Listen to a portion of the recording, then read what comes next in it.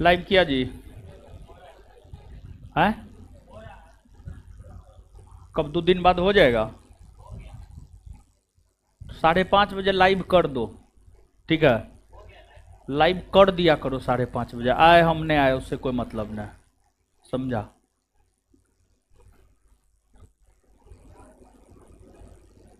5:30 बज गया तो आइए जाएंगे 1 से 2 मिनट में।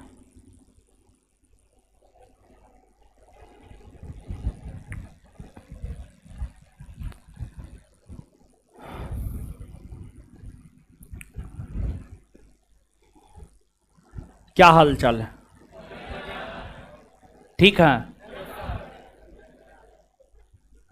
संभवतः बंगाल विभाजन और स्वदेशी आंदोलन के विषय में बता रहे थे, ऐसा ही ना है? हाँ।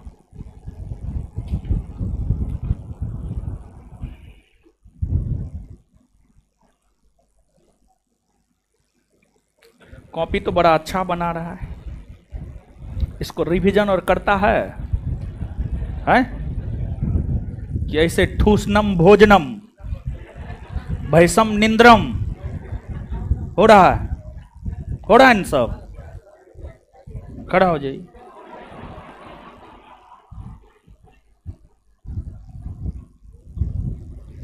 The new lamp for old किसकी रचना है? The new lamp for old किसकी रचना है? लाइफ डिवाइन है? सावित्री।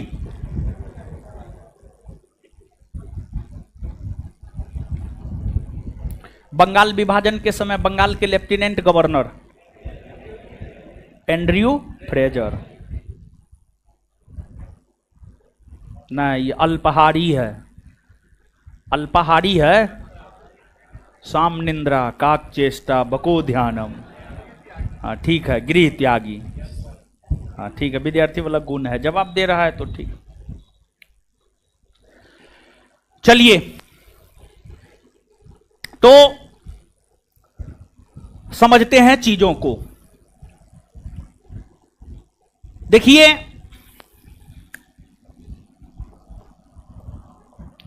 हम लोग बंगाल के विभाजन को समझ रहे थे, बंगाल का विभाजन।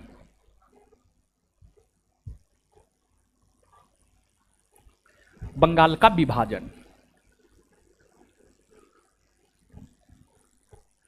बंगाल का विभाजन जो हुआ है, बंगाल विभाजन जो हुआ है उसके पीछे रीजन क्या था, इसको आप समझिए। बंगाल विभाजन के तहत भारत में चल रहे राष्ट्रीय आंदोलन को अंग्रेज कमजोर करना चाहता था। बंगाल विभाजन के तहत भारत में चल रहे राष्ट्रीय आंदोलन को अंग्रेज कमजोर करना चाहता था। दूसरा, बंगाल विभाजन के जरिए कांग्रेस को कमजोर करना चाहता था। तीसरा, जो बंगाल का विभाजन हुआ है वह सांप्रदायिक आधार पर हुआ है, धर्म के आधार पर हुआ, हिंदू मुसलमान के आधार पर हुआ है। पिछले सेशन में हम आपको बताए हैं, अंग्रेजों ने घोषणा यह किया था कि बंगाल का विभाजन होगा प्रशासनिक आधार पर, लेकिन अंग्रेजों ने बंगाल का विभाजन किया सांप्रदायिक आधार पर, मतलब धर्म के आधार पर, हिंदू मुसलमान के आधार पर किया। तो बंगाल विभाजन के जरिए संप्रदायवाद को बढ़ावा देना चाहता था अंग्रेज। बंगाल विभाजन के जरिए संप्रदायवाद को अंग्रेज बढ़ावा देना चाहता था, संप्रदायवाद को अंग्रेज बढ़ावा देना चाहता था। मतलब हिंदू मुस्लिम कट्टरता को बढ़ावा देना चाहता था। इससे भी सरल मतलब हिंदू को मुसलमानों से लड़ाना चाहता था और मुसलमानों को हिंदुओं से लड़ाना चाहता था। संप्रदायवाद का मतलब यही होता है। हिंदुओं को मुसलमानों से, मुसलमानों को हिंदुओं से लड़ाना चाहता था अंग्रेज। तो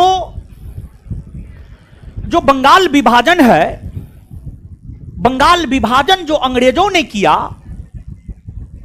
एक रीजन भारत के राष्ट्रीय आंदोलन को कमजोर करना, दूसरा कांग्रेस को कमजोर करना, तीसरा मुस्लिम संप्रदायवाद को बढ़ावा देना, ये सब बंगाल। इतना चाय मत लाया कीजिए, मर जाएंगे महाराज हम सवेरे। इतना लाया कीजिए, यानी 2 से 3 घोंट हो, ज्यादा नहीं, समझे। चाय और कोनो बढ़िया बात ना है। आप भरम में मत रहिए कि चाय कॉफी कोल्ड ड्रिंक की सब बढ़िया चीज है, एकदम न। चाय कोल्ड ड्रिंक कॉफी सब एकदम बढ़िया चीज ना है, ठीक है। नीचे से लिखिए, लिखिए नीचे से, इसी पॉइंट को लिखिए।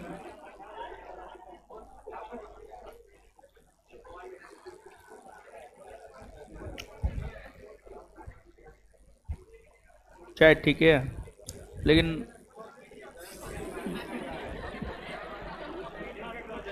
ये लोग जाता है बोलता तुरंत दीजिए, थोड़ा सा ये और आग पे पकता, बाद बाकी सब ठीक। लिखिए,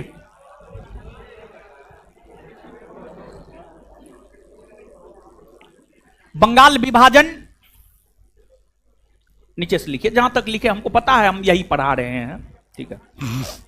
पिछले क्लास में तो पढ़ाए हैं, याद है कहां तक बताएं। बंगाल विभाजन करने के पीछे, बंगाल विभाजन करने के पीछे अंग्रेजों के निम्न लक्ष्य थे। बंगाल विभाजन करने के पीछे अंग्रेजों के निम्न लक्ष्य थे। बंगाल विभाजन करने के पीछे अंग्रेजों के निम्न लक्ष्य थे। 1 नंबर में भारत के राष्ट्रीय आंदोलन को कमजोर करना। 1 नंबर में भारत के राष्ट्रीय आंदोलन को कमजोर करना।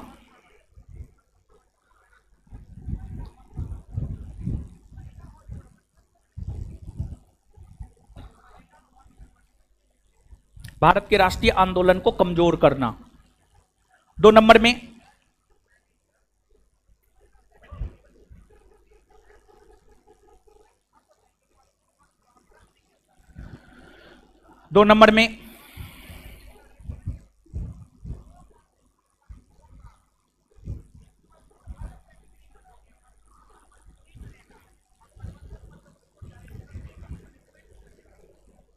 कांग्रेस को कमजोर करना।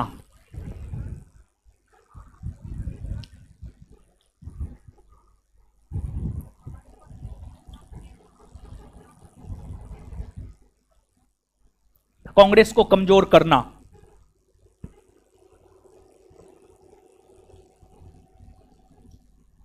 3 नंबर में संप्रदायवाद को बढ़ावा देना। 3 नंबर में संप्रदायवाद को बढ़ावा देना।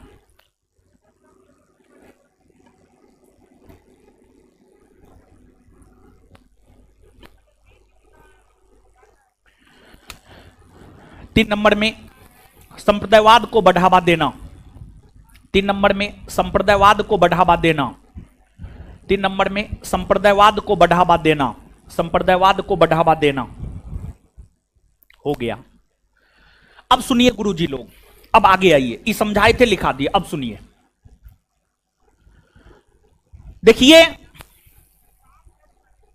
सामान्य तौर पर कांग्रेस का जो वार्षिक अधिवेशन होता था, प्रत्येक वर्ष दिसंबर माह के अंतिम सप्ताह के अंतिम 3 कार्य दिवस में सामान्य तौर पर कांग्रेस का वार्षिक अधिवेशन होता था।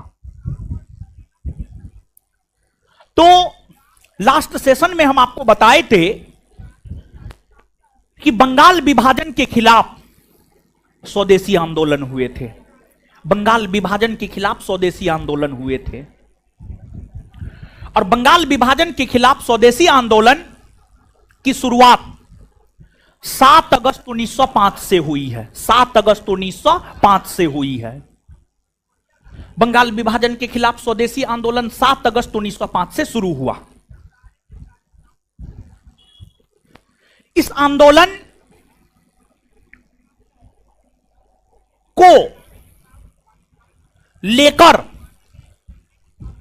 कांग्रेस ने अपने 1905 के बनारस अधिवेशन में प्रस्ताव पारित किया और कांग्रेस ने अपना समर्थन दिया। यानी बंगाल विभाजन को लेकर जो स्वदेशी आंदोलन हुए हैं, उस स्वदेशी आंदोलन को समर्थन देने को लेकर कांग्रेस ने प्रस्ताव पारित 1905 के अपने बनारस अधिवेशन में किया और फिर काफी जोर शोर से स्वदेशी आंदोलन चलने लगे। और स्वदेशी आंदोलन भारत के स्वतंत्रता आंदोलन के अंतर्गत होने वाला प्रथम आंदोलन था, जिसका प्रसार लगभग पूरे भारतवर्ष में देखने को मिला है। स्वदेशी आंदोलन का प्रसार उत्तर में पंजाब से लेकर दक्षिण में मद्रास, पूरब में बंगाल से लेकर पश्चिम में गुजरात, लगभग पूरे भारतवर्ष में स्वदेशी आंदोलन का प्रसार देखने को मिला है। स्वदेशी आंदोलन को लेकर भी कांग्रेस के उदारवादी नेता यह चाहते थे कि स्वदेशी आंदोलन सिर्फ बंगाल तक सीमित रहे। लेकिन कांग्रेस के जो उग्रवादी नेता थे वह यह चाह रहे थे कि स्वदेशी आंदोलन का प्रचार प्रसार पूरे भारतवर्ष में हो। तो आप समझिएगा, स्वदेशी आंदोलन को लेकर कांग्रेस के उदारवादी नेता यह चाह रहे थे कि स्वदेशी आंदोलन बंगाल तक सीमित रहे। वहीं कांग्रेस के उग्रवादी नेता यह चाह रहे थे कि स्वदेशी आंदोलन का प्रचार प्रसार पूरे भारतवर्ष में हो। और स्वदेशी आंदोलन का प्रचार प्रसार लगभग पूरे भारतवर्ष में हुआ। और भारत के अलग अलग क्षेत्रों में अलग अलग नेताओं ने स्वदेशी आंदोलन को अपना नेतृत्व प्रदान किया है। भारत के अलग अलग राज्यों में, अलग अलग क्षेत्रों में अलग अलग नेताओं ने स्वदेशी आंदोलन को अपना नेतृत्व प्रदान किया है। जैसे अगर आप देखेंगे स्वदेशी आंदोलन को पंजाब के क्षेत्र में लाला लाजपत राय और अजीत सिंह ने नेतृत्व प्रदान किया। मुंबई और पुणे के क्षेत्र में बाल गंगाधर तिलक ने नेतृत्व प्रदान किया। दिल्ली में सैयद हैदर रजा ने नेतृत्व प्रदान किया। मद्रास में चिदम्बरम पिल्ले ने, आनंद चार्लू ने, सुब्रमण्यम अय्यर ने, इन सभी लोगों ने मद्रास के क्षेत्र में स्वदेशी आंदोलन को नेतृत्व प्रदान करने का काम किया था। और जो स्वदेशी आंदोलन चलाए जा रहे थे, इस स्वदेशी आंदोलन में विदेशी वस्तुओं के बहिष्कार और स्वदेशी अपनाने पर जोर देने को लेकर के बातें कही गई थी। मतलब स्वदेशी आंदोलन में यह लक्ष्य रखा गया था कि विदेशी वस्तुओं का बहिष्कार किया जाएगा और स्वदेशी अपनाने पर जोर दिया जाएगा। पहली बार बहिष्कार शब्द का प्रयोग कृष्ण कुमार मित्र ने किया था। और कृष्ण कुमार मित्र ने अपनी पत्रिका संजीवनी में, कृष्ण कुमार मित्र का एक पत्रिका था संजीवनी,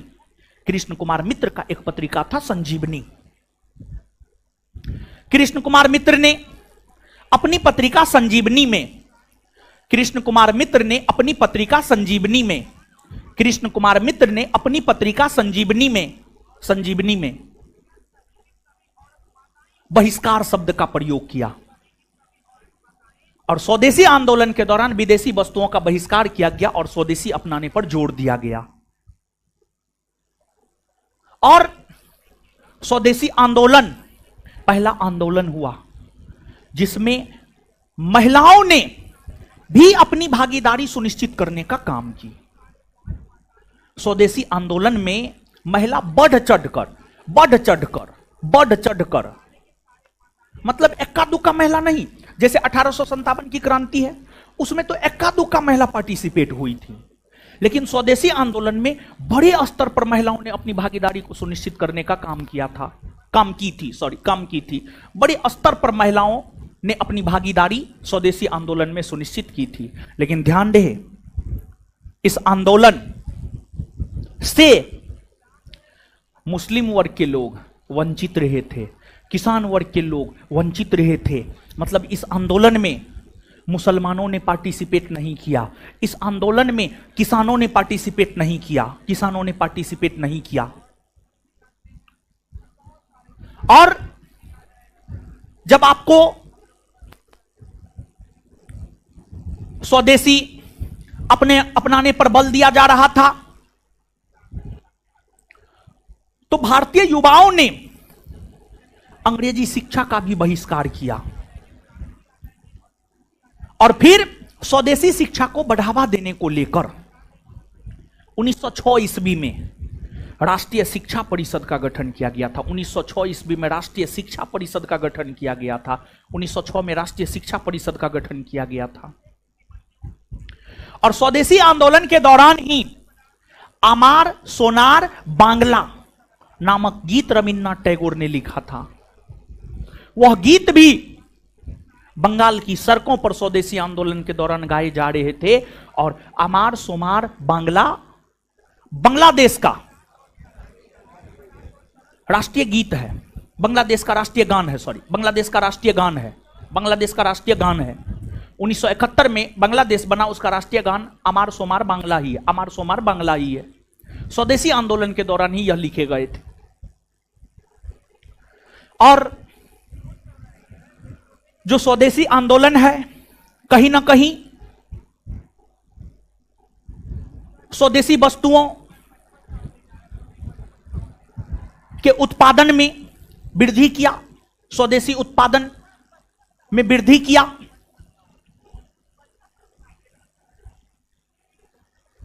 और फिर धीरे धीरे जब कोई आंदोलन लंबा खींचता है तो धीरे धीरे आंदोलन नीरस होने लगता है। स्वदेशी आंदोलन लंबा खींच रहे थे जिस वजह से स्वदेशी आंदोलन नीरस होने लगा। और स्वदेशी आंदोलन की गतिविधियों को निर्धारित कांग्रेस का अध्यक्ष किया करता था। कांग्रेस का अध्यक्ष तय करता था कि स्वदेशी आंदोलन का रूपरेखा कैसा होगा। और इसी वजह से 1905 ईस्वी के बाद लगातार इस बात को लेकर विवाद खड़ा होना शुरू हो गया कि आखिरकार कांग्रेस का अध्यक्ष कौन बनेगा, उग्रवादी दल का नेता बनेगा या उदारवादी दल का नेता बनेगा। जो कांग्रेस का अध्यक्ष बनेगा वह स्वदेशी आंदोलन की रूपरेखा को निर्धारित करता। और इसी वजह से कांग्रेस के अध्यक्ष बनने को लेकर लड़ाई झगड़ा होने लगा। और फिर 1907 में कांग्रेस में सूरत में फूट पड़ गई। कांग्रेस स्पष्ट तौर पर दो भाग उग्रवादी और उदारवादी में बट गया। और जब कांग्रेस दो भागों में बट गया तो इससे आंदोलन कमजोर हुआ। और स्वदेशी आंदोलन कमजोर ना पड़े इसीलिए स्वदेशी आंदोलन में भारतीय लोगों का समर्थन प्राप्त करने के लिए अश्विनी कुमार दत्त ने स्वदेश बांधव समिति का गठन किया था। अश्विनी कुमार दत्त ने स्वदेश बांधव समिति का गठन किया था। ताकि स्वदेशी आंदोलन को समर्थन प्राप्त रह सके, स्वदेशी आंदोलन को समर्थन प्राप्त रह सके, समर्थन एकजुट किया जा सके स्वदेशी आंदोलन को लेकर। इसीलिए अश्विनी कुमार दत्त ने स्वदेश बांधव समिति का गठन किया, स्वदेश बांधव समिति का गठन किया। स्वदेशी आंदोलन काफी लंबे समय तक चला और स्वदेशी आंदोलन के दौरान विशेष तौर पर बिहार के जो कांग्रेसी नेता था उसका मांग यही था, बंगाल विभाजन को रद्द करके बंगाल का पुनर्विभाजन किया जाए और बंगाल का पुनर्विभाजन करके बंगाल से एक अलग प्रांत बिहार का गठन किया जाए। यह बिहार के कांग्रेसी नेताओं का मांग था और इस प्रकार की मांग सर्वप्रथम डॉक्टर सच्चिदानंद सिन्हा ने किया था। डॉक्टर सच्चिदानंद सिन्हा ने ही सर्वप्रथम इस प्रकार की मांग किया था कि बंगाल का विभाजन करके एक नया प्रांत बिहार का गठन किया जाए। और उन्हीं के मांग के तहत आगे चलकर बंगाल विभाजन रद्द हुए, बंगाल पुनर्गठित हुए और बंगाल का पुनर्विभाजन हुआ और एक नया प्रांत बिहार बना। यही वजह है कि डॉक्टर सच्चिदानंद सिन्हा को आधुनिक बिहार का जनक माना जाता है। डॉक्टर सच्चिदानंद सिन्हा को आधुनिक बिहार का जनक माना जाता है। देखिए आगे चलकर हुआ क्या, तो आगे चलकर हुआ ये कि वर्ष 1911 में इंग्लैंड के सम्राट जॉर्ज पंचम और महारानी मेरी का भारत आगमन हुआ। जॉर्ज पंचम और महारानी मेरी जब भारत भ्रमण पर आए तो उन लोगों का भारत के अलग अलग भूभागों में विरोध किया गया। और जब जॉर्ज पंचम और महारानी मेरी का विरोध किया गया तो पता किए कि विरोध का कारण क्या है। तो पता यह चला कि अंग्रेजों ने भारतीयों को यह कहा था कि बंगाल का विभाजन करेंगे प्रशासनिक आधार पर, लेकिन बंगाल का विभाजन कर दिया सांप्रदायिक आधार पर। इस बात से भारत के लोग नाराज हैं। इसी वजह से भारत के लोग जॉर्ज पंचम और महारानी मेरी का विरोध कर रहा है। तो जॉर्ज पंचम महारानी मेरी के विरोध का पता उन्हें चल गया और फिर दिसंबर 1911 ईस्वी में जॉर्ज पंचम और महारानी मेरी के सम्मान में तृतीय दिल्ली दरबार का आयोजन हुआ। दिसंबर 1911 ईस्वी में जॉर्ज पंचम और महारानी मेरी के सम्मान में तृतीय दिल्ली दरबार का आयोजन हुआ। इससे पहले 2 अन्य दिल्ली दरबार का आयोजन हो चुका था। प्रथम दिल्ली दरबार 1877 लिटन के समय, द्वितीय दिल्ली दरबार 1903 कर्जन के समय और तृतीय दिल्ली दरबार 1911 लॉर्ड हार्डिंग द्वितीय के समय। तृतीय दिल्ली दरबार का आयोजन हुआ। तृतीय दिल्ली दरबार में ही जॉर्ज पंचम के द्वारा यह घोषणा किया गया कि बंगाल विभाजन को रद्द किया जाता है। तो बंगाल विभाजन को रद्द करने की घोषणा जॉर्ज पंचम ने तृतीय दिल्ली दरबार में किया और उस घोषणा के तहत ही बंगाल विभाजन रद्द हो गए। बंगाल विभाजन रद्द हो गए और बंगाल को पुनर्गठित कर दिया गया। और बंगाल को पुनर्गठित करते हुए बंगाल का पुनर्विभाजन हुआ, फिर से विभाजन हुआ। और जब बंगाल का पुनर्विभाजन हुआ तो भारतीयों की जो मांग थी कि उड़ीसा और बिहार को मिलाकर एक अलग प्रांत बिहार बनाया जाए, भारतीयों की मांग को ध्यान में रखते हुए जब बंगाल का पुनर्विभाजन हुआ तो बंगाल को पुनर्विभाजित करते हुए भारतीयों के मांग को ध्यान में रखते हुए बिहार प्रांत के गठन करने की घोषणा की गई और 22 मार्च 1912 को बिहार प्रांत का गठन हुआ। और उस समय के बिहार में बिहार, झारखंड, ओडिशा तीनों हुआ करता था। 22 मार्च 1912 को जो बिहार गठित हुआ था उस बिहार में बिहार, झारखंड, ओडिशा ये तीनों हुआ करता था। और 22 मार्च 1912 को बिहार गठित हुआ है। यही वजह है प्रत्येक वर्ष 22 मार्च को बिहार दिवस के रूप में मनाया जाता है, बिहार दिवस के रूप में मनाया जाता है। तो अगर आप स्वदेशी आंदोलन की बात करेंगे तो स्वदेशी आंदोलन बंगाल विभाजन को रद्द करने के लिए प्रारंभ किया गया था। भले लंबा समय लगा, लेकिन बंगाल विभाजन रद्द हुआ और भारतीयों की जो मांग थी, भारतीयों की वह मांग भी पूरा हुआ। मतलब स्वदेशी आंदोलन की हम बात करें तो स्वदेशी आंदोलन अपने आप में एक सफल आंदोलन है।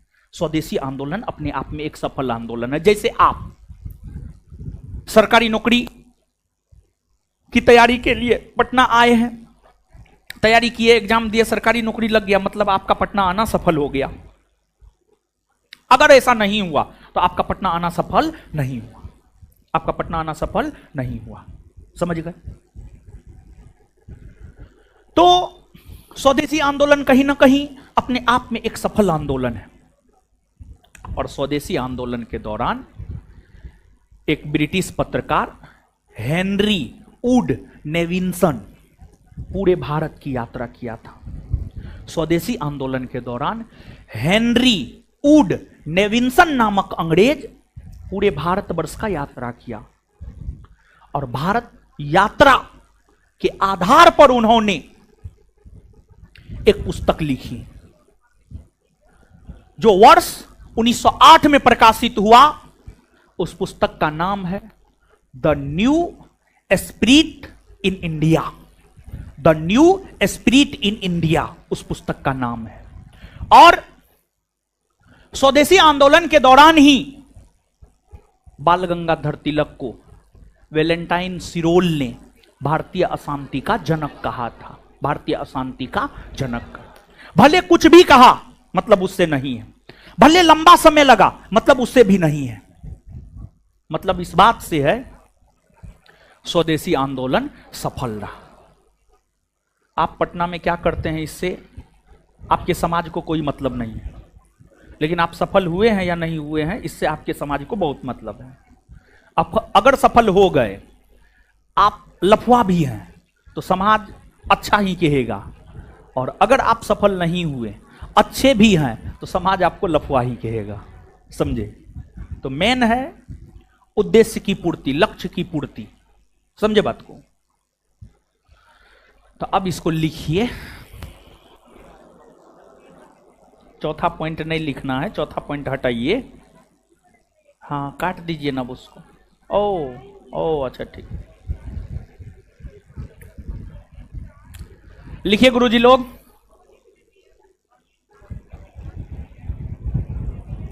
समझ में आया हो? आए? आ गया ना?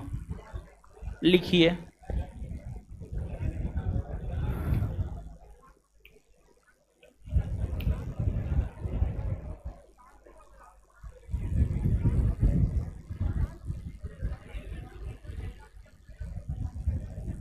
कांग्रेस ने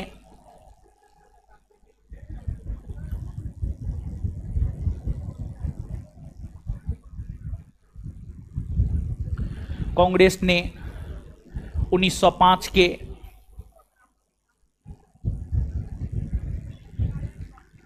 कांग्रेस ने 1905 के बनारस अधिवेशन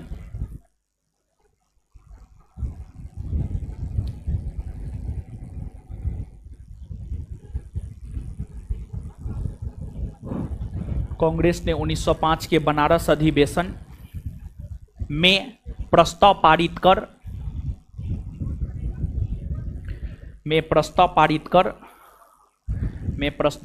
कर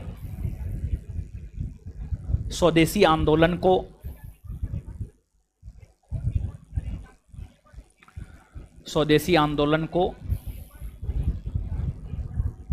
समर्थन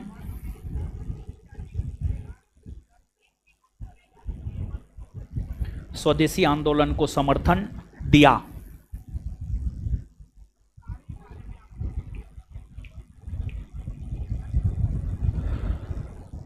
स्वदेशी आंदोलन को समर्थन दिया। Next point.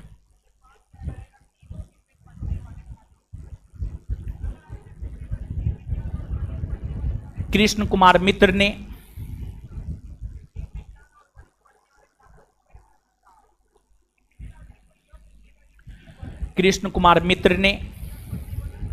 अपनी पत्रिका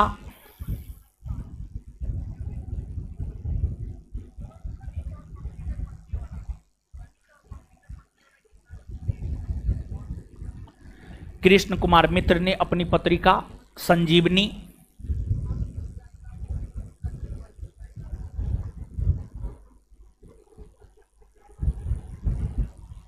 कृष्ण कुमार मित्र ने अपनी पत्रिका संजीवनी कृष्ण कुमार मित्र ने अपनी पत्रिका संजीवनी में पहली बार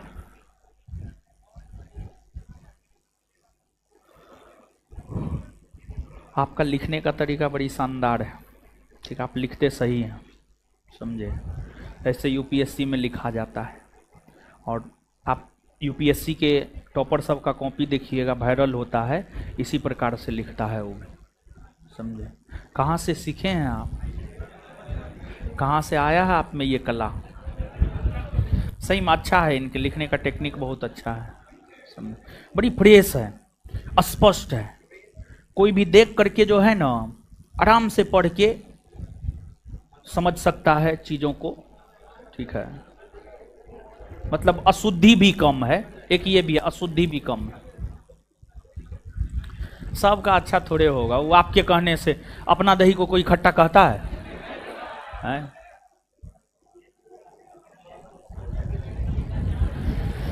कृष्ण कुमार मित्र ने अपनी पत्रिका संजीवनी में पहली बार बहिष्कार शब्द का प्रयोग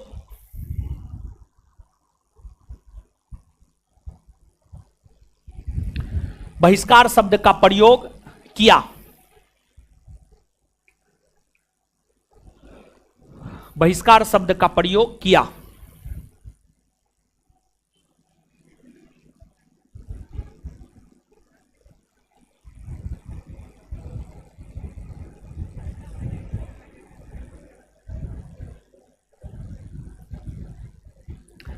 बहिष्कार शब्द का प्रयोग किया।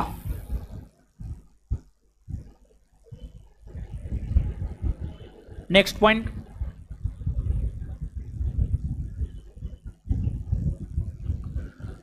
स्वदेशी आंदोलन के दौरान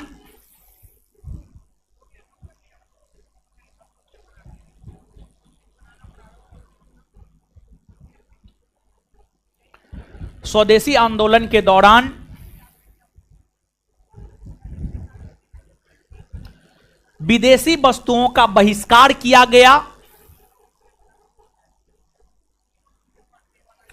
स्वदेशी आंदोलन के दौरान विदेशी वस्तुओं का बहिष्कार किया गया।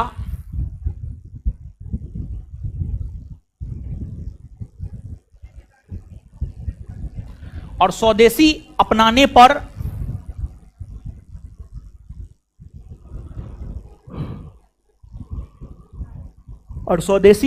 पर जोर दिया गया।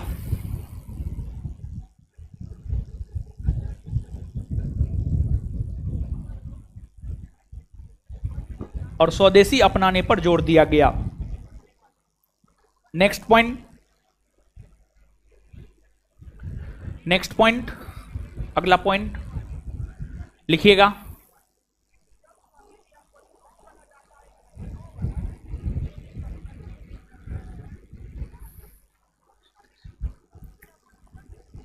कांग्रेस के नेक्स्ट पॉइंट वाइज लिखिए, ठीक है। ऐसे इसको पैराग्राफ में लिखा देंगे ना तो याद नहीं होगा, और हर पॉइंट अपने आप में महत्वपूर्ण है, ठीक है। कांग्रेस के उदारवादी विचारधारा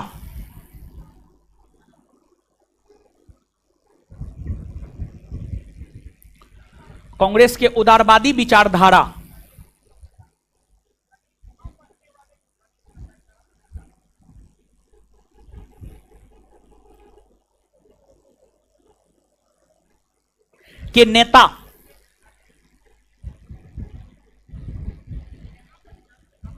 स्वदेशी आंदोलन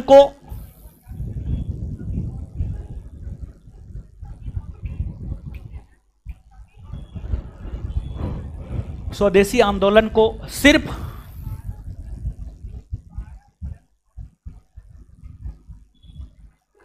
बंगाल तक सीमित रखना चाहता था।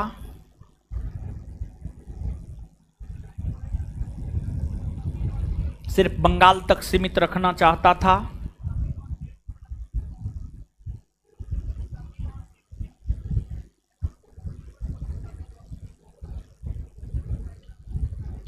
सिर्फ बंगाल तक सीमित रखना चाहता था,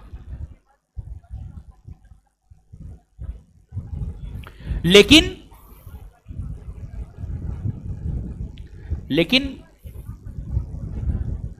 उग्रवादी विचारधारा के नेता,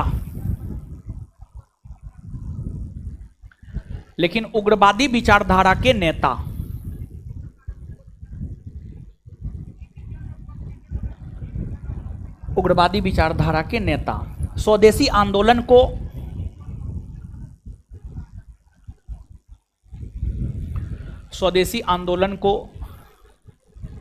पूरे भारतवर्ष में फैलाना चाहता था। पूरे भारतवर्ष में फैलाना चाहता था।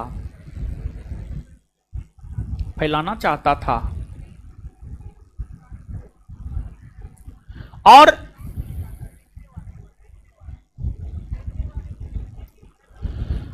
स्वदेशी आंदोलन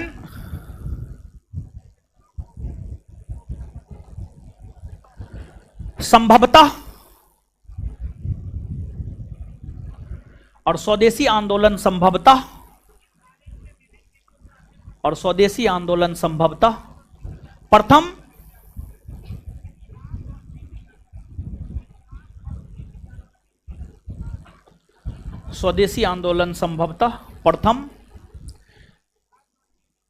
राष्ट्रीय आंदोलन था।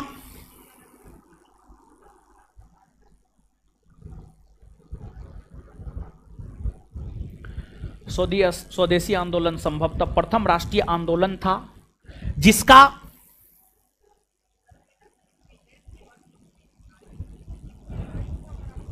जिसका प्रसार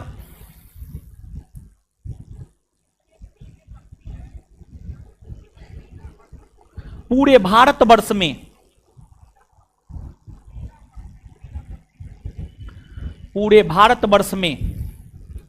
देखने को मिलता है।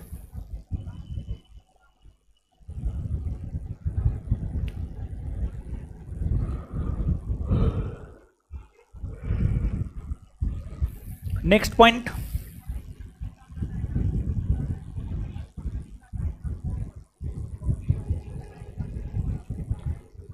पंजाब के क्षेत्र में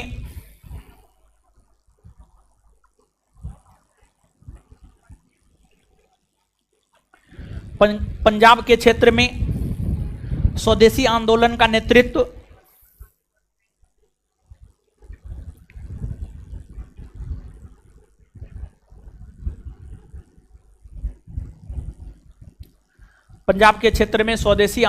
नेतृत्व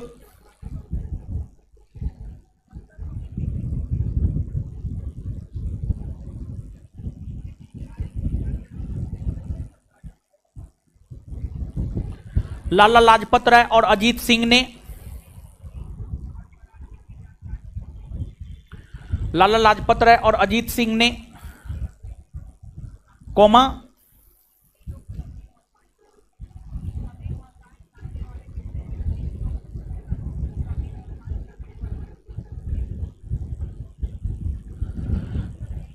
मुंबई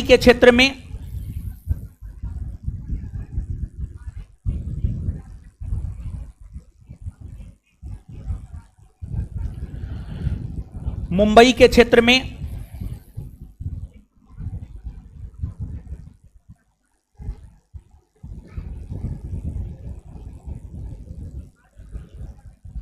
बाल गंगाधर तिलक,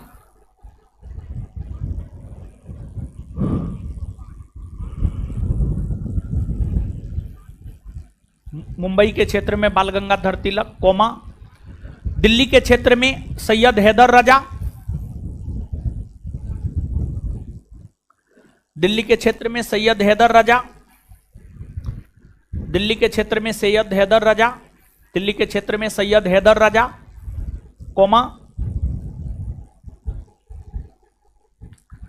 बंगाल के क्षेत्र में बिपिन चंद्र पाल,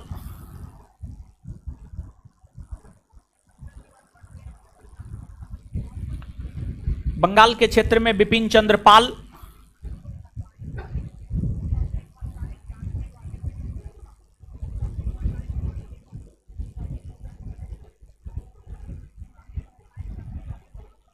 पाल।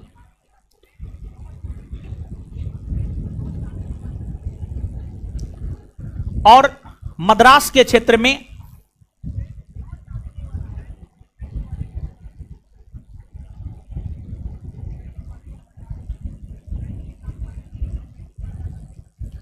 चिदम्बरम पिल्ले ने किया।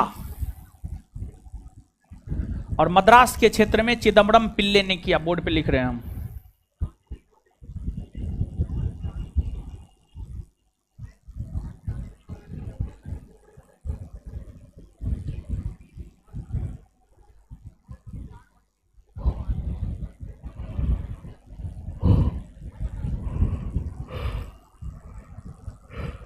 मद्रास के क्षेत्र में चिदम्बरम पिल्ले ने किया। Full stop.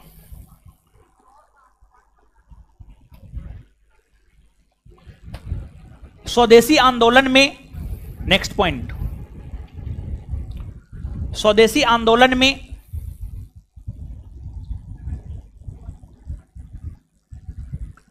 स्वदेशी आंदोलन में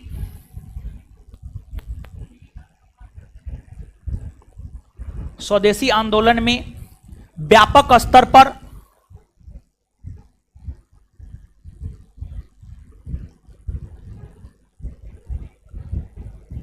स्वदेशी आंदोलन में व्यापक स्तर पर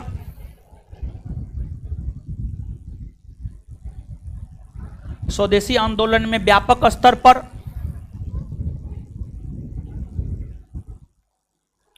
महिलाओं ने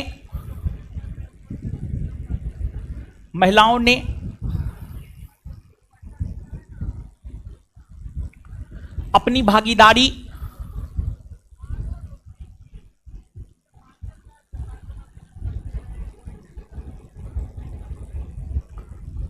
सुनिश्चित की। स्वदेशी आंदोलन में व्यापक स्तर पर महिलाओं ने अपनी भागीदारी सुनिश्चित की।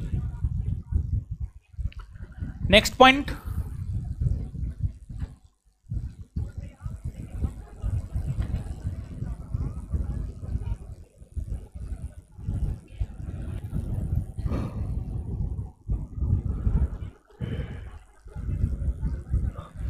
स्वदेशी आंदोलन से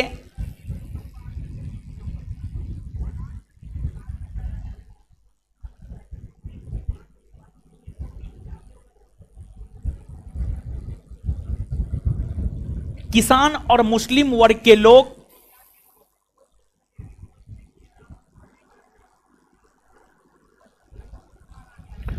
स्वदेशी आंदोलन से किसान और मुस्लिम वर्ग के लोग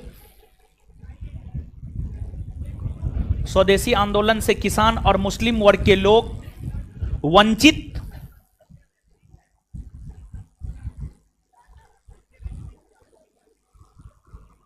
रहे।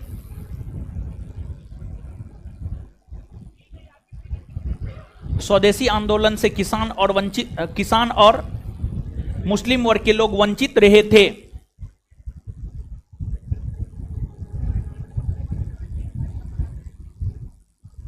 नेक्स्ट पॉइंट,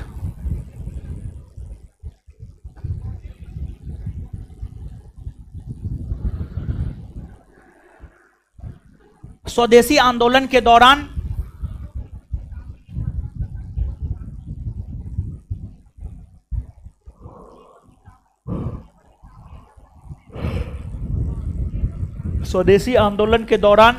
समर्थन जुटाने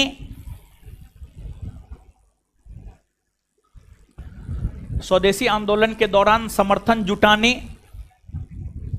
के उद्देश्य से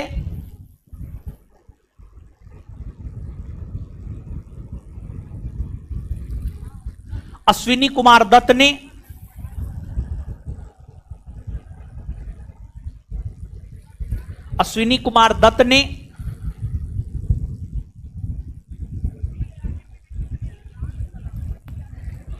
स्वदेश बांधव समिति का गठन किया?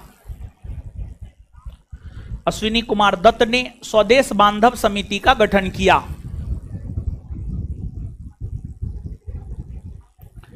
अश्विनी कुमार दत्त ने स्वदेश बांधव समिति का गठन किया।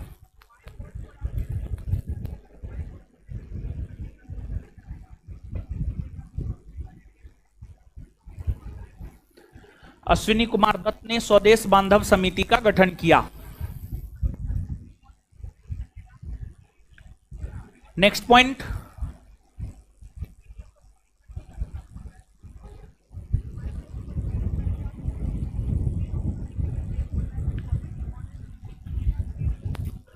स्वदेशी आंदोलन शुरू होने के बाद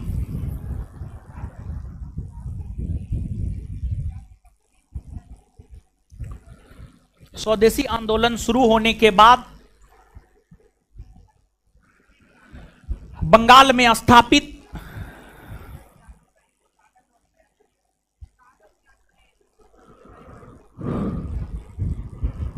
में स्थापित प्रथम क्रांतिकारी संगठन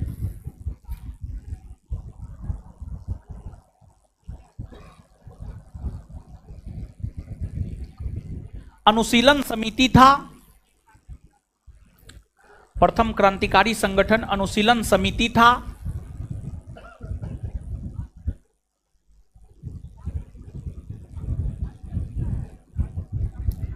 अनुशीलन समिति था। अनुशीलन समिति था।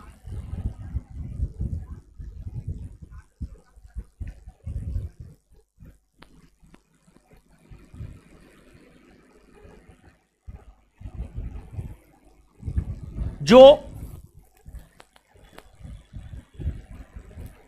बारिंद्र कुमार घोष और भूपेंद्र नाथ दत्त के द्वारा बारिंद्र कुमार घोष और भूपेंद्र नाथ दत्त के द्वारा बारिंद्र कुमार घोष और भूपेंद्र नाथ दत्त के द्वारा बारिंद्र कुमार घोष और भूपेंद्र नाथ दत्त के द्वारा शुरू किया गया था।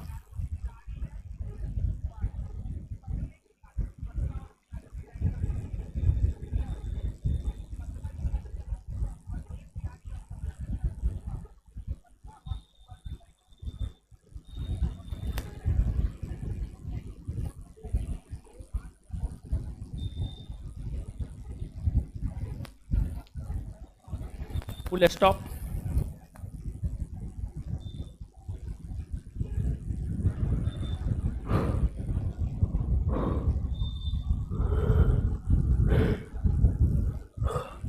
नेक्स्ट पॉइंट,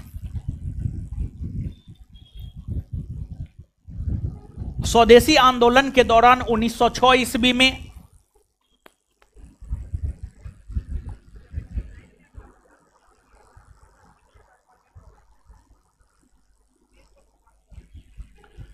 स्वदेशी आंदोलन के दौरान 1906 ईस्वी में राष्ट्रीय शिक्षा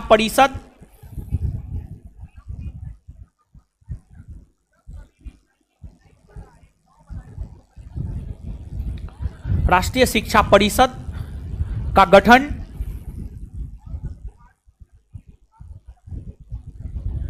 किया गया था।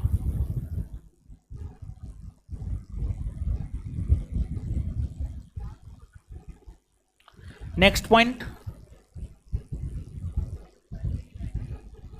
स्वदेशी आंदोलन के दौरान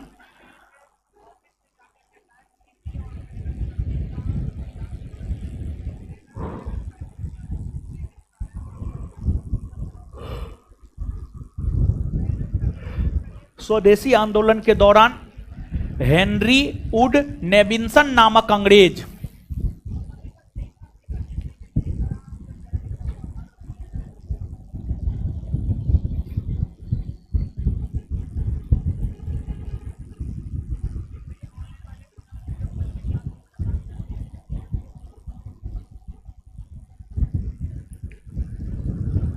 स्वदेशी आंदोलन के दौरान हेनरी वुड नेविल्सन नामक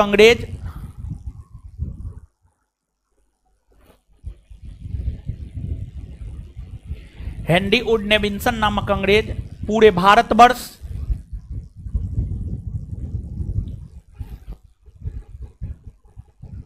का भ्रमण किया।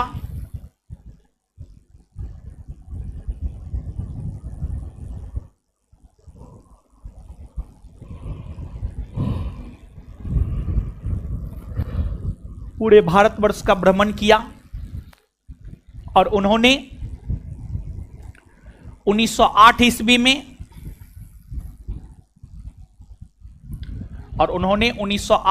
में the new spirit in India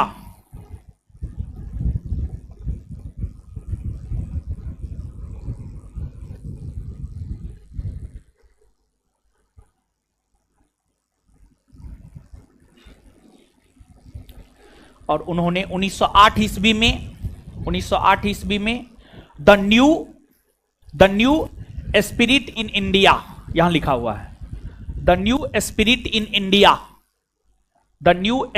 in India नामक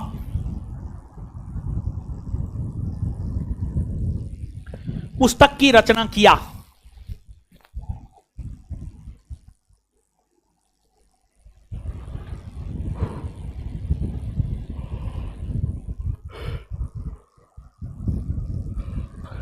नेक्स्ट पॉइंट, इस आंदोलन के दौरान ही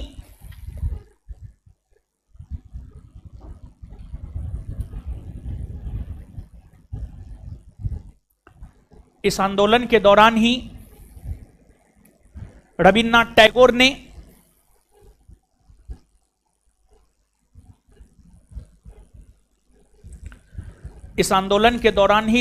टैगोर ने अमार सोमार बांग्ला, इस आंदोलन के दौरान ही रविन्द्रनाथ टैगोर ने अमार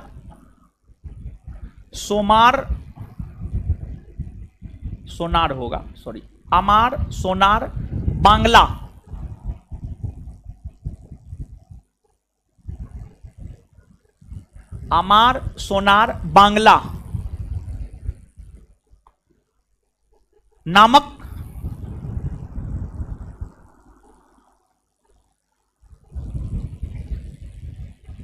गीत की रचना किया।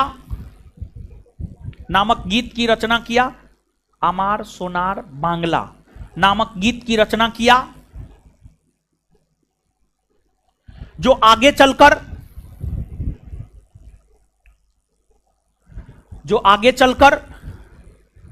वर्ष 1971 ईस्वी में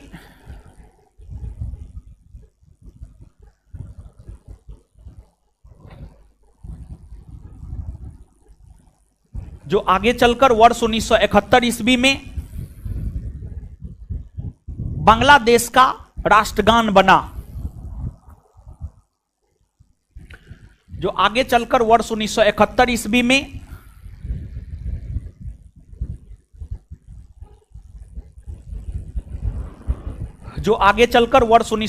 ईस्वी में बांग्लादेश का राष्ट्रगान बना।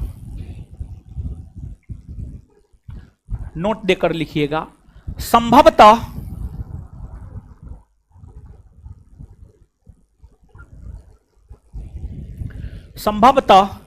रविन्द्रनाथ टैगोर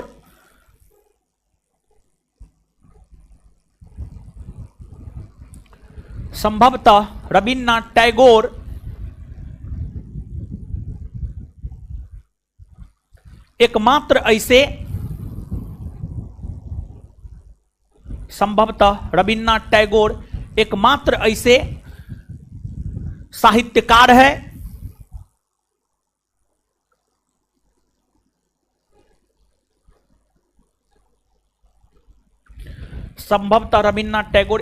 ऐसे साहित्यकार है जिनकी रचना दो अलग अलग देशों का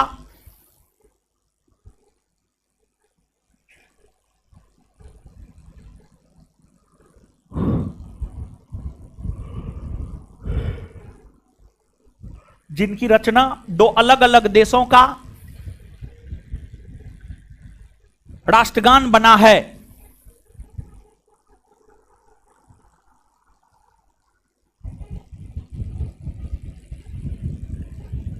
एगो भारत, दूसरा बांग्लादेश। ठीक है, चलिए आगे लिखिए।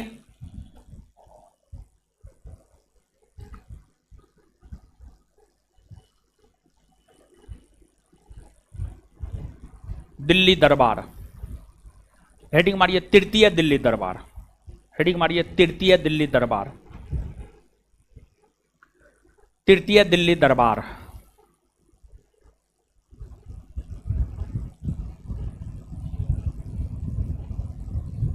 डैश देकर इसका आयोजन 12 दिसंबर 1911 ईस्वी को, इसका आयोजन 12 दिसंबर 1911 ईस्वी को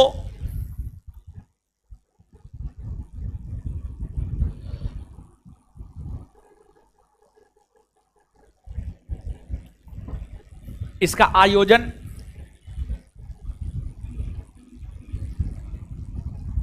12 दिसंबर 1911 ईस्वी को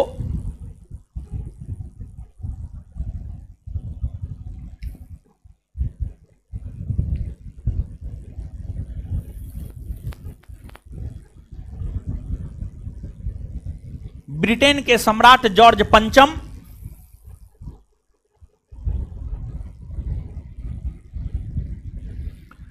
ब्रिटेन के सम्राट जॉर्ज पंचम,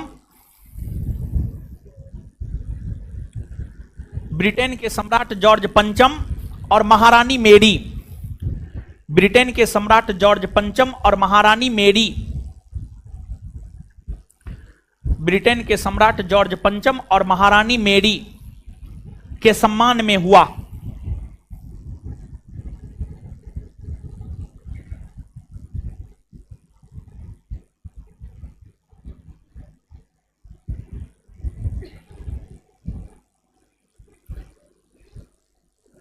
इस समय भारत के वायसराय लॉर्ड हार्डिंग द्वितीय थे।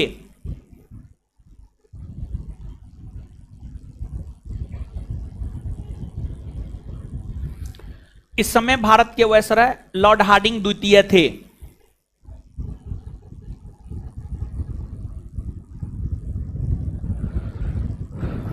लॉर्ड हार्डिंग द्वितीय थे।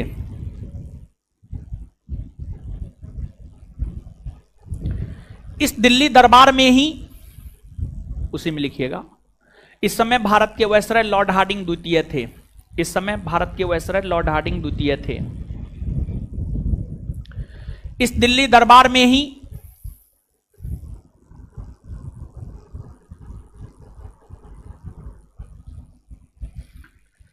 इस दिल्ली दरबार में ही इस दिल्ली दरबार में ही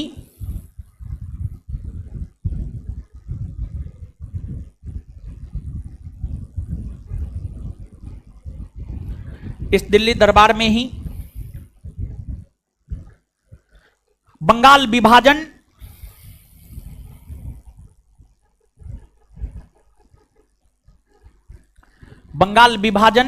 को रद्द करने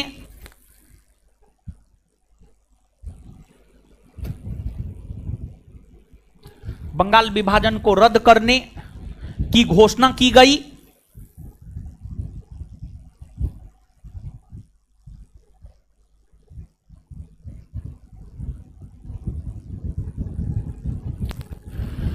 बंगाल विभाजन को रद्द करने की घोषणा की गई।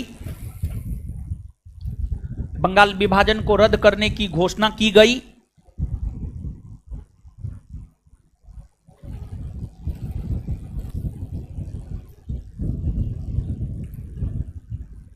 Full stop. इस घोषणा के तहत ही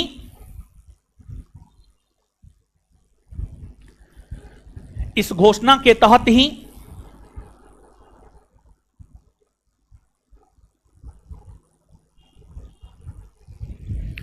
बंगाल विभाजन को रद्द करते हुए,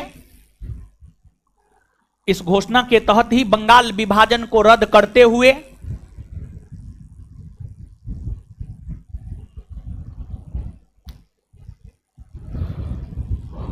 इस घोषणा के तहत ही बंगाल विभाजन को रद्द करते हुए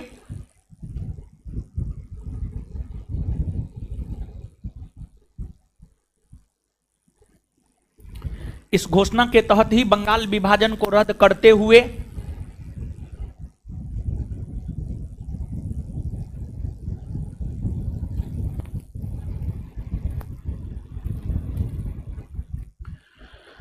बंगाल को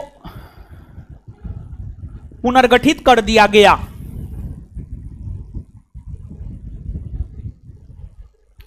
बंगाल को पुनर्गठित कर दिया गया।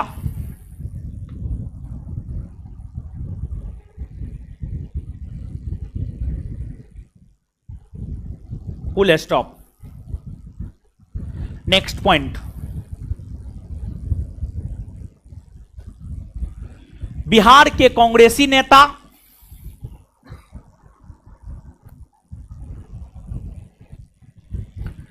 बिहार के कांग्रेसी नेता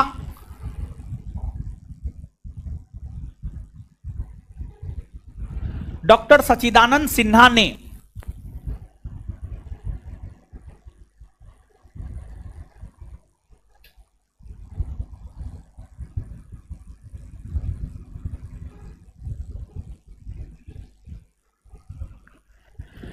बिहार के कांग्रेसी नेता डॉक्टर सच्चिदानंद सिन्हा ने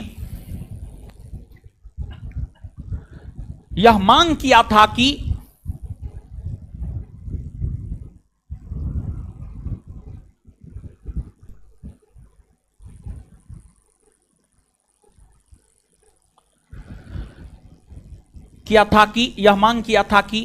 बंगाल को विभाजित कर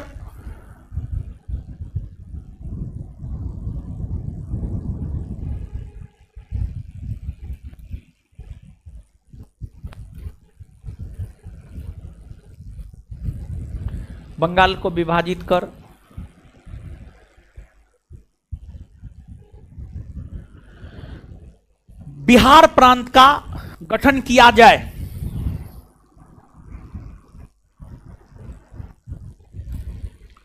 बिहार प्रांत का गठन किया जाए।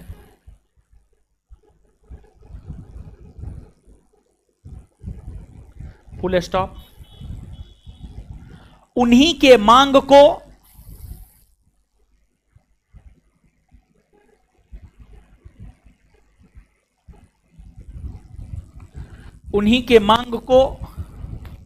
ध्यान में रखते हुए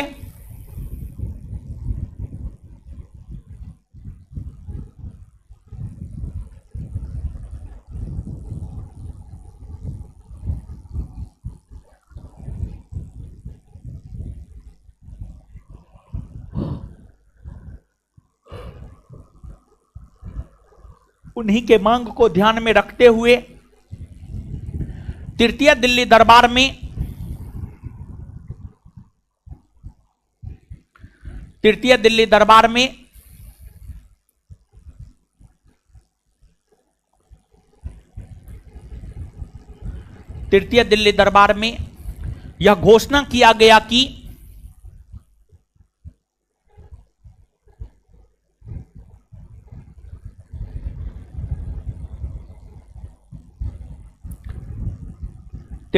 दरबार में यह घोषणा किया गया कि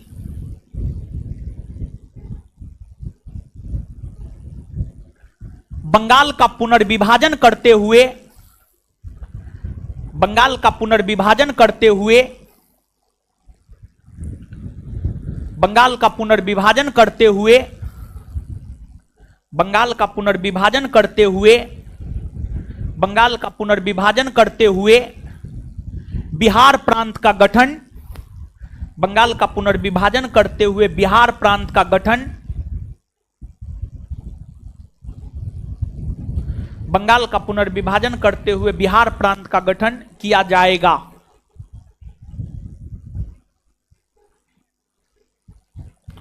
इसी घोषणा के तहत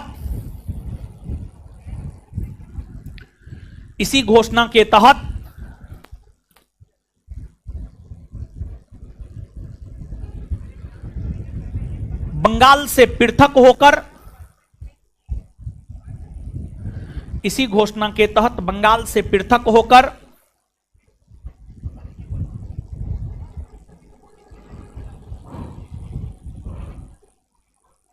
इसी घोषणा के तहत बंगाल से पृथक होकर 22 मार्च 1912 को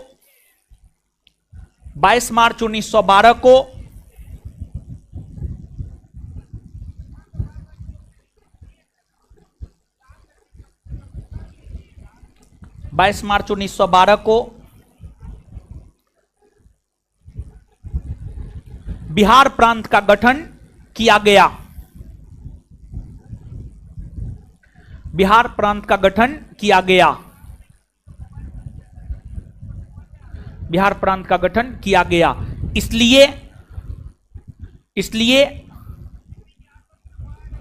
प्रत्येक वर्ष 22 मार्च को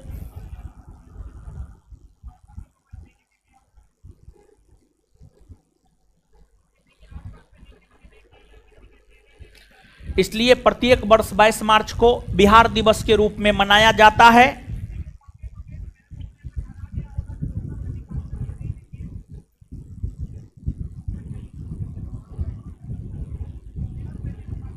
फुल स्टॉप। सच्चिदानंद सिन्हा को उसी में सच्चिदानंद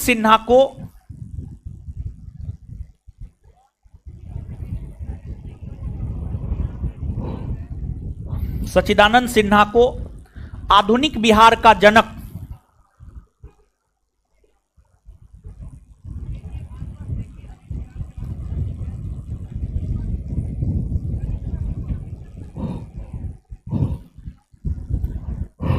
सच्चिदानंद सिन्हा को आधुनिक बिहार का जनक माना जाता है।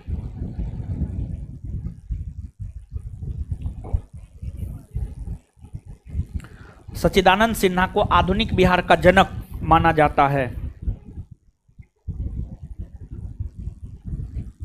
अब सुनिए, अब आगे सुनिए।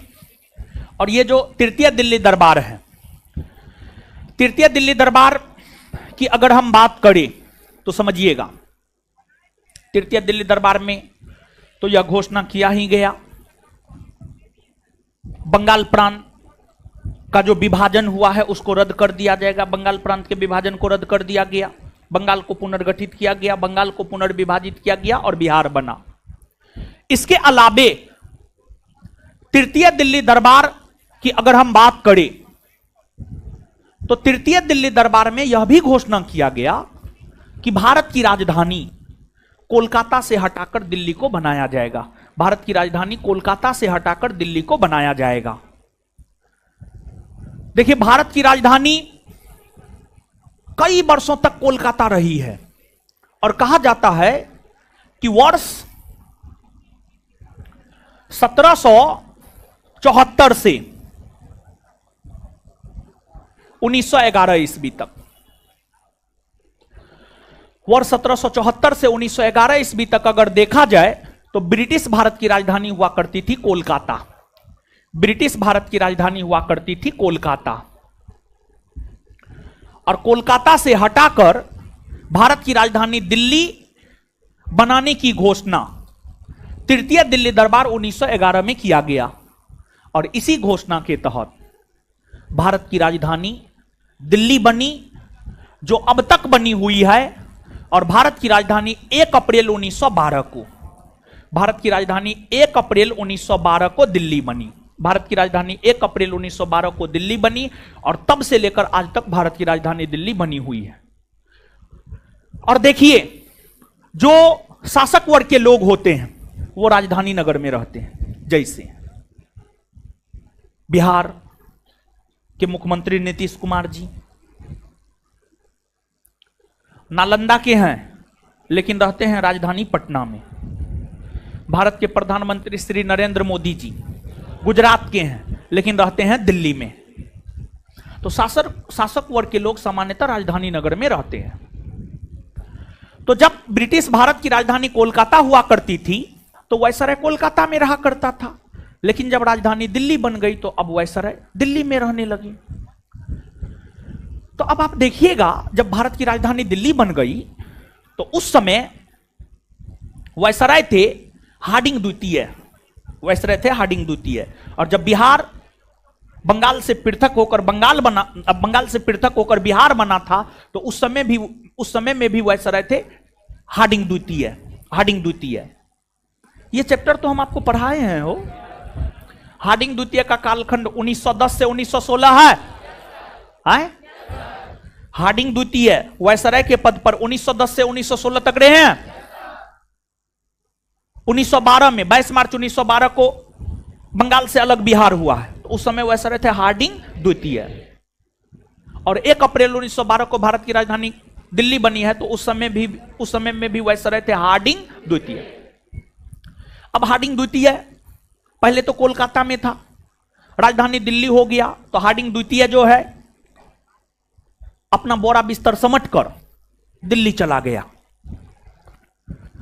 और कहा जाता है कि जब लॉर्ड हार्डिंग द्वितीय अपना बोरा बिस्तर समेटकर कोलकाता से दिल्ली जा रहा था, जब हार्डिंग द्वितीय वायसराय हार्डिंग द्वितीय अपना बोरा बिस्तर समेटकर कोलकाता से दिल्ली जा रहा था, तो दिल्ली में जब वो प्रवेश करने वाला था ना, तो उन पर बम फेंका गया, उन पर बम फेंका गया। हार्डिंग द्वितीय पर बम किसने फेंका? तो हार्डिंग द्वितीय पर बम फेंका भारत के क्रांतिकारियों ने। भारत के क्रांतिकारियों ने, भारत के क्रांतिकारी अंग्रेजों को डराना चाहता था, डराना चाहता था। वायसराय का पद सबसे ऊंचा पद था और उसी पर बम फेंक दिया गया, मतलब वही सुरक्षित नहीं है तो अन्य ब्रिटिशर्स, अन्य अंग्रेज कहां से सुरक्षित है?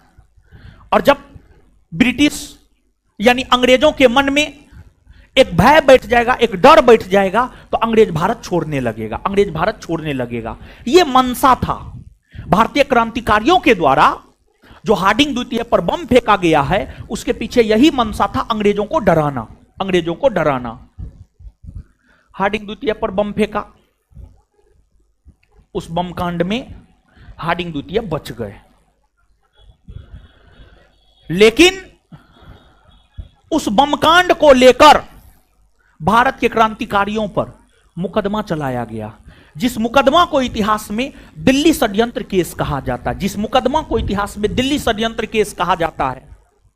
और अगर आप दिल्ली षड्यंत्र केस की बात करेंगे तो दिल्ली षड्यंत्र केस के अंतर्गत 4 भारतीय को फांसी की सजा दी गई थी, 4 भारतीय को फांसी की सजा दी गई थी दिल्ली षड्यंत्र केस में। अवध बिहारी, बाल मुकुंद, मास्टर अमीरचंद और बसंत बिस्वास, ये 4 भारतीय क्रांतिकारियों को दिल्ली षड्यंत्र केस में फांसी दिया गया था। जबकि दिल्ली बम कांड में तो हार्डिंग द्वितीय बच गया था, उसको तो कुछ हुआ नहीं। और वायसराय हार्डिंग द्वितीय पर बम फेंकने की योजना रास बिहारी बोस बनाया था, रास बिहारी बोस। रास बिहारी बोस हार्डिंग द्वितीय पर बम फेंकने की योजना बनाया था। और जब दिल्ली षड्यंत्र केस में रास बिहारी बोस का नाम आने लगा, भारत छोड़कर जापान चले गए। भारत छोड़कर कहां चले गए? जापान। और जापान और ब्रिटेन दोनों एक दूसरे का धूर विरोधी था।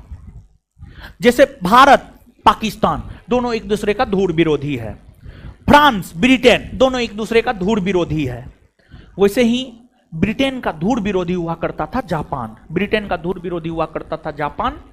तो जापान चले गया और जापान से देश की आजादी के लिए क्रांतिकारी आंदोलन को संचालित करते रहे। ऐसा नहीं कि जापान चले गए हाथ पे हाथ धर के बैठे हुए थे, नहीं, जब तक जीवित रहे रास बिहारी बोस तब तक देश की आजादी के लिए लगातार काम करते रहे, विदेशी सरजमी पर बैठकर भी। समझ गए? लिखिए,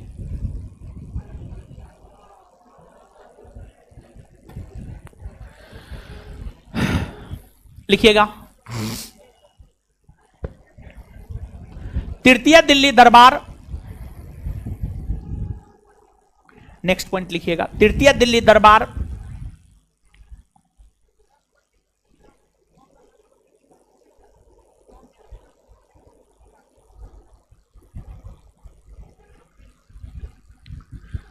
तृतीय दिल्ली दरबार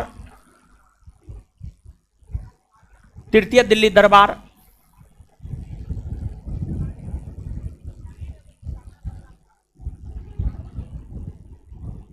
में ही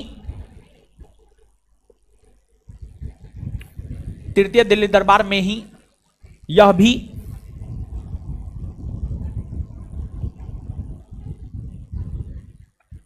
घोषणा किया गया कि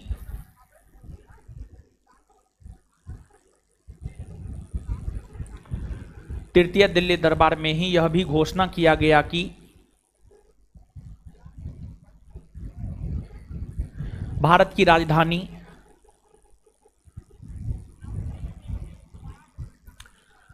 राजधानी कोलकाता से स्थानांतरित कर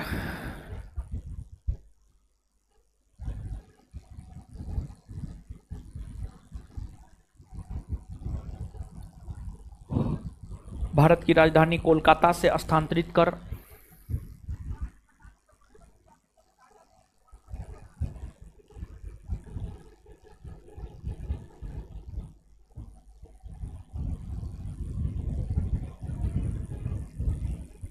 दिल्ली को बनाया जाएगा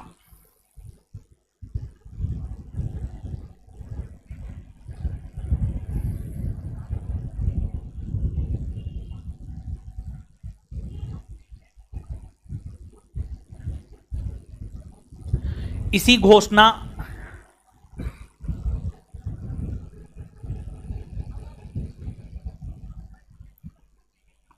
के तहत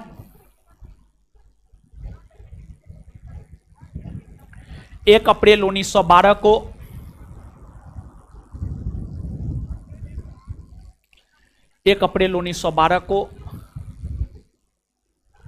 भारत की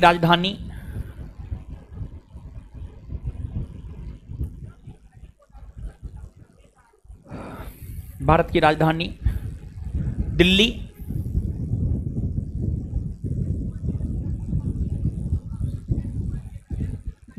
बनी। नेक्स्ट पॉइंट, बिहार का गठन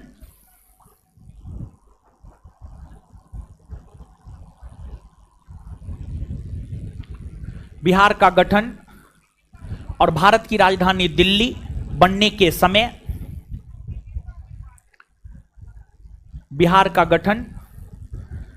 भारत की राजधानी दिल्ली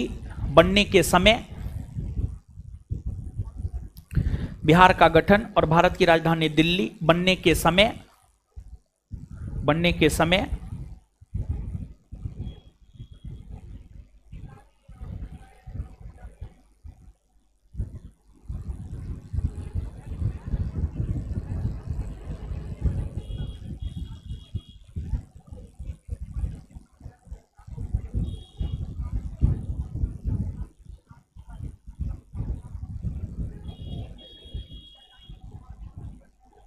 भारत के वायसराय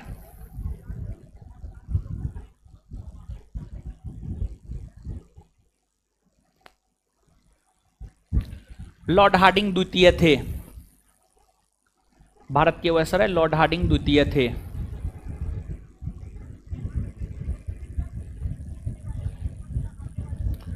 नेक्स्ट पॉइंट, 1774 से 1911 ईस्वी तक। नेक्स्ट पॉइंट, 1774 से 1911 ईस्वी तक 1774 से 1911 ईस्वी तक 1774 से 1911 ईस्वी तक भारत की राजधानी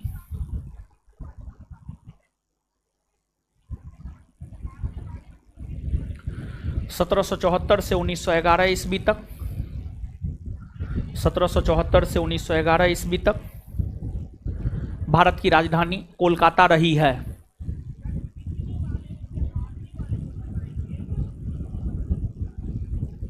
नेक्स्ट पॉइंट, प्रथम दिल्ली दरबार का आयोजन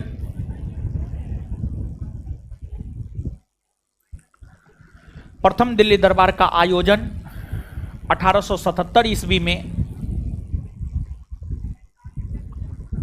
प्रथम दिल्ली दरबार का आयोजन 1877 ईस्वी में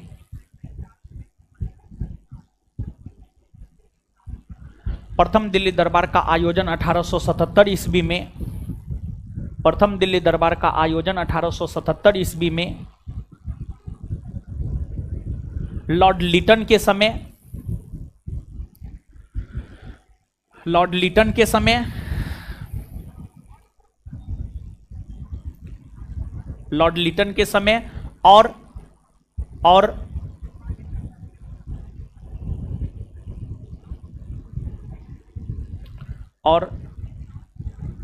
द्वितीय दिल्ली दरबार का आयोजन 1903 ईस्वी के समय 1903 ईस्वी में और द्वितीय दिल्ली दरबार का आयोजन 1903 ईस्वी में और द्वितीय दिल्ली दरबार का आयोजन 1903 ईस्वी में और द्वितीय दिल्ली दरबार का आयोजन 1903 ईस्वी में और द्वितीय दिल्ली दरबार का आयोजन 1903 ईस्वी में 1903 ईस्वी में लॉर्ड कर्जन के समय और द्वितीय दिल्ली दरबार का आयोजन 1903 ईस्वी में लॉर्ड कर्जन के समय हुआ है। और जब भारत में क्रांतिकारी आंदोलन पढ़ाएंगे ना तो वहां पर दिल्ली षड्यंत्र केस बताएंगे और लिखाएंगे, यहां पर दिल्ली षड्यंत्र केस नहीं लिखाएंगे। ठीक है, भारत में क्रांतिकारी आंदोलन जब हम लोग अभी भी पढ़ा जा सकता है, भारत में क्रांतिकारी आंदोलन हाँ अभी भी पढ़ा जा सकता है, लेकिन सामान्य तौर पर हम असहयोग आंदोलन पढ़ाने के बाद भारत में क्रांतिकारी आंदोलन पढ़ाते हैं। तो असहयोग आंदोलन पढ़ाने के बाद जब हम आपको क्रांतिकारी आंदोलन पढ़ाएंगे तो उसके बाद जो है इसकी चर्चा हम आपके साथ करेंगे, दिल्ली षड्यंत्र केस। ठीक है, तो अब गुरुजी लोग जितना समझाए हैं लिखाए हैं, पढ़िए फटाक से पढ़िए जल्दी है।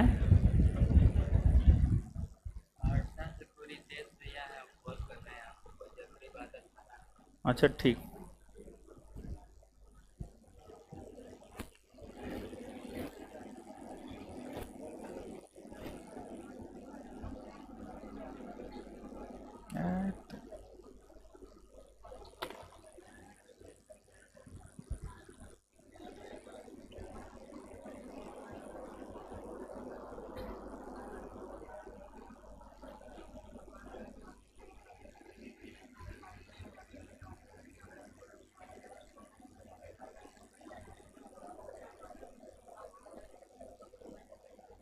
हाँ बोलिए।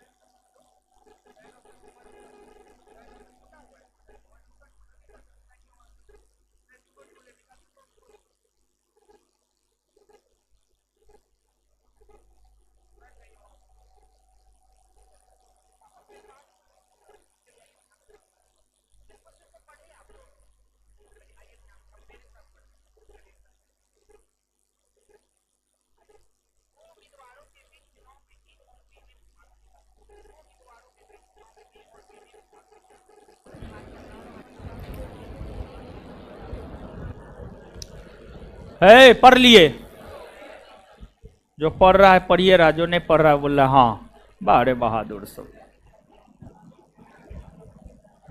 पढ़िए जल्दी।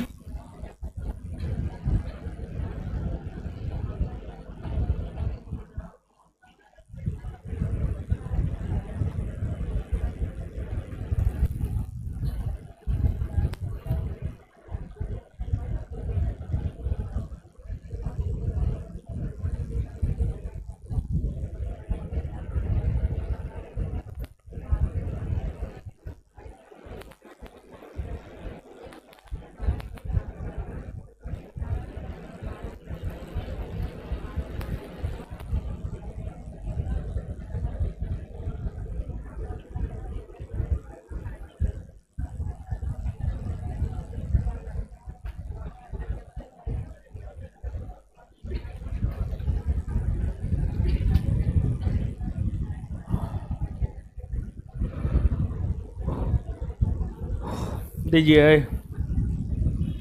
है आइए, है हीरो सब याद कीजिए।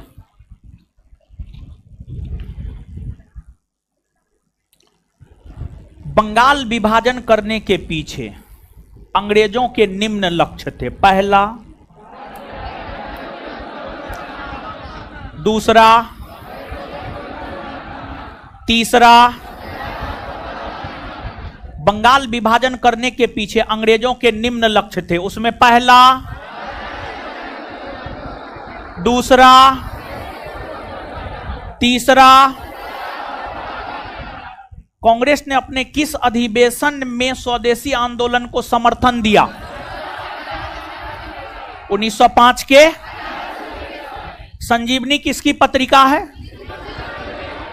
कृष्ण कुमार मित्र। संजीवनी किसकी पत्रिका है? संजीवनी किसकी पत्रिका है? और संजीवनी में किस पत्रिका में पहली बार बहिष्कार शब्द का प्रयोग किया? किसमें बहिष्कार शब्द का प्रयोग सर्वप्रथम किस पत्रिका में किया गया?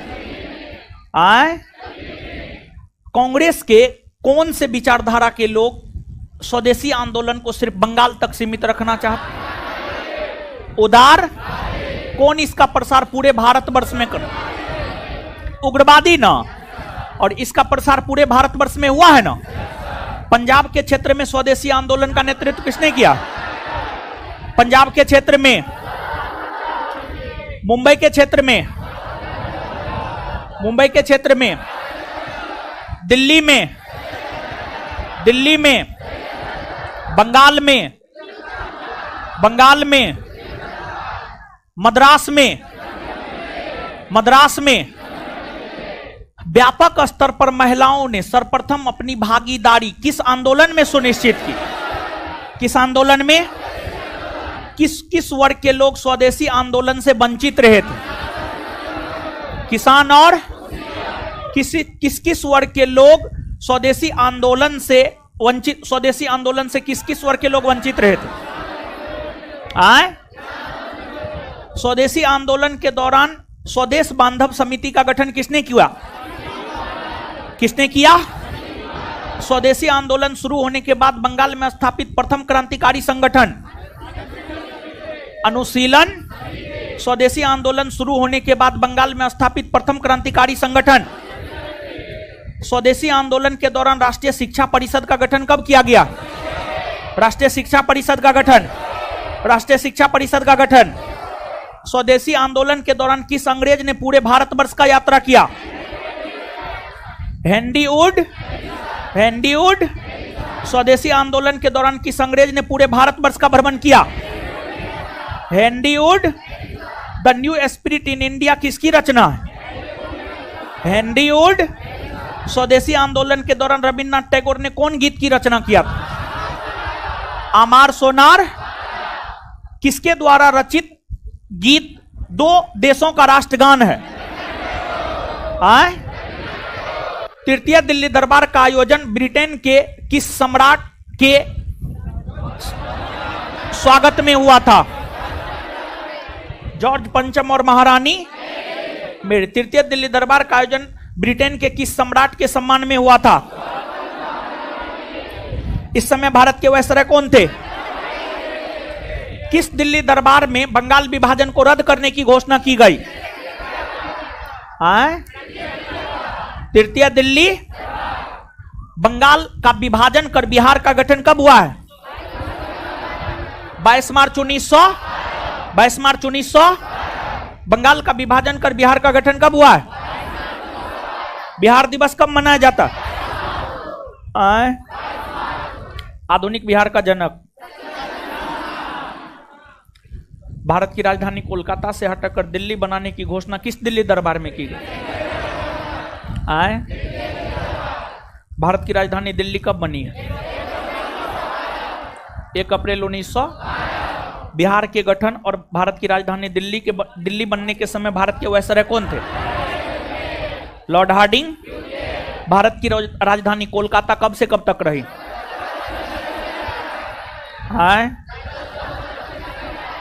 प्रथम दिल्ली दरबार का आयोजन कब हुआ है? किसके समय? द्वितीय का आयोजन कब हुआ है? किसके समय? लॉर्ड। क्लियर है? चलिए ठीक है, इससे आगे हम लोग अगले क्लास में मिलेंगे। धन्यवाद सभी लोगों का। लड़की लोग निकलिए तो।